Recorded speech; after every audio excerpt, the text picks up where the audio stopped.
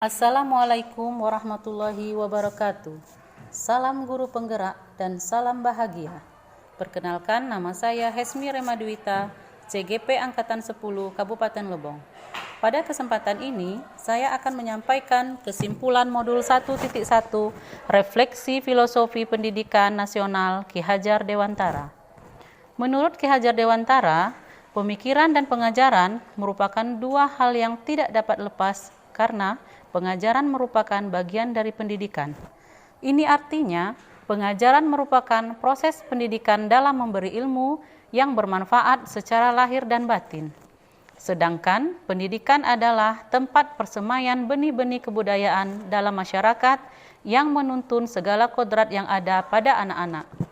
Dalam semboyan, ing ngarso sang tulodo, ing madya mangunkarso, tutwuri handayani, memberikan makna bahwa dalam proses pembelajaran untuk mencapai tujuan pendidikan, maka kita sebagai pendidik harus bisa memberikan contoh, semangat dan dorongan kepada anak-anak.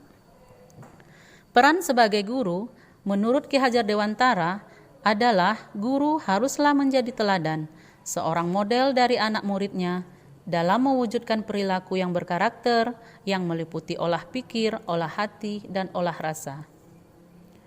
Intisari pemikiran Ki Hajar Dewantara tentang pendidikan. Ki Hajar Dewantara memberikan pemikirannya tentang dasar-dasar pendidikan. Menurut Ki Hajar Dewantara, pendidikan bertujuan untuk menuntun segala kodrat yang ada pada anak-anak agar mereka dapat mencapai keselamatan dan kebahagiaan yang setinggi-tingginya. Adapun dasar pendidikan menurut Ki Hajar Dewantara, yaitu pertama, menuntun sesuai dengan kodrat anak. Dalam menuntun, laku pertumbuhan kodrat anak, Ki Hajar Dewantara mengibaratkan peran pendidik sebagai pak tani atau tukang kebun. Anak-anak itu seperti biji tumbuhan yang disemai dan ditanam oleh pak tani di lahan yang sudah disiapkan. Anak-anak itu bagaikan butir-butir jagung yang ditanam. Bila butir jagung ditanam di tanah yang subur dengan mendapatkan sinar matahari dan pengairan yang baik, maka meskipun biji jagung berasal dari bibit jagung yang kurang baik atau kurang berkualitas, dapat tumbuh dengan baik karena perhatian dan perawatan dari pak tani.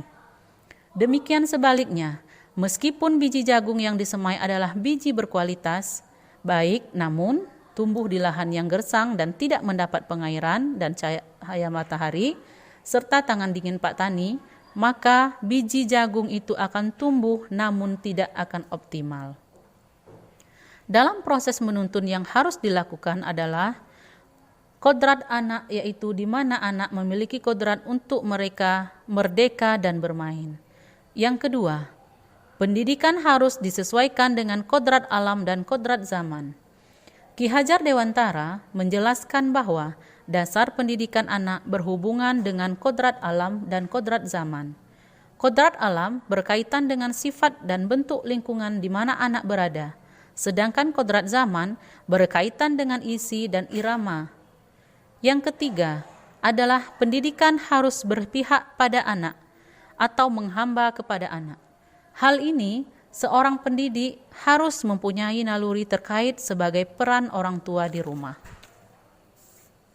Yang keempat adalah pendidikan harus disesuaikan dengan konteks sosial kultural daerah. Pemikiran Ki Hajar Dewantara menunjukkan bahwa murid harus diberikan pendidikan sesuai dengan karakter dan perkembangan zaman yang berkaitan dengan keterampilan abad 21. Contohnya, tulisan kaganga yang dapat dilestarikan dengan pembuatan kain batik yang bermotif tulisan kaganga atau batik telebong.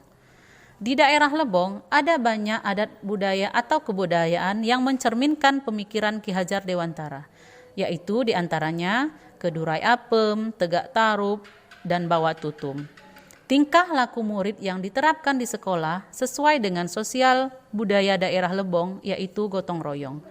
Hal ini terlihat dari kegiatan masyarakat Lebong pada saat bawa tutum, membawa ayam, beras ke rumah orang yang pesta atau terkena musibah. Pemberian ini tidak dibedakan suku mana yang mengadakan pesta atau yang mendapat musibah. Hal ini dapat diterapkan di sekolah dengan menerapkan kegiatan SMA Peduli, yaitu suatu program kegiatan OSIS di mana dalam kegiatan tersebut siswa ditanamkan sifat gotong royong untuk membantu sesama. Ada banyak kegiatan di kelas untuk menerapkan pemikiran Ki Hajar Dewantara, yaitu diskusi kelas, praktikum, dan lain-lain, yang menerapkan prinsip kerjasama dan gotong royong. Demikianlah kesimpulan refleksi filosofi pendidikan nasional Ki Hajar Dewantara. Semoga bermanfaat. Salam bahagia, salam guru penggerak. Wassalamualaikum warahmatullahi wabarakatuh.